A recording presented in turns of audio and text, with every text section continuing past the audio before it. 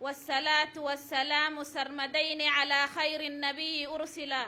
وبعد، أرحب المتفرجين من الأساتذة والآباء والأمهات والضيوف الكرام بمشاركتكم معنا في هذه الحفلة، ألا وهي سلام الله عليكم ورحمة الله وبركاته.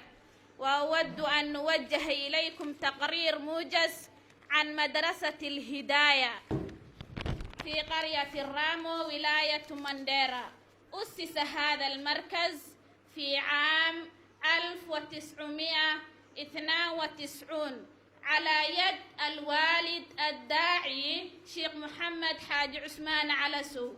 ويشتمل هذا المركز عدة أقسام، والتي هي: الأول، خلوة قرآنية.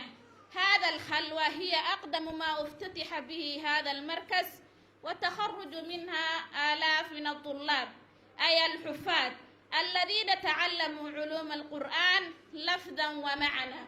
وانتشر الطلاب الذين تخرجوا منه إلى مناطق مختلفة في أنحاء العالم في الداخل والخارج. الثاني، مدرسة إسلامية، وهي من أقدم المدارس الإسلامية التي تعلم الناشئين اللغة العربية والعلوم الإسلامية في هذه القرية، وكان لها دور بارز في إحياء الوعي الإسلامي لدى سكان هذا المناطق، مما أدى إلى نشر العلوم الإسلامية والثقافة الإسلامية في أوساط المجتمع. واستفاد منها جمع غفير من سكان هذه المنطقة، والتحق بعض من تخرج منها بالجامعات الإسلامية في الداخل والخارج، وبعضهم انضموا إلى سلك التجارة. وهؤلاء منهم محمد نور سيد عبد علمي الذي يمارس أعمال تجارة في أمريكا، ومنهم من أصبح وكيلا مثل عبد النور شيخ إسماعيل، وكذلك منهم من أصبح طيارا مثل عبد الرحمن شيخ محمد سنكور وغيرهم كثيرا.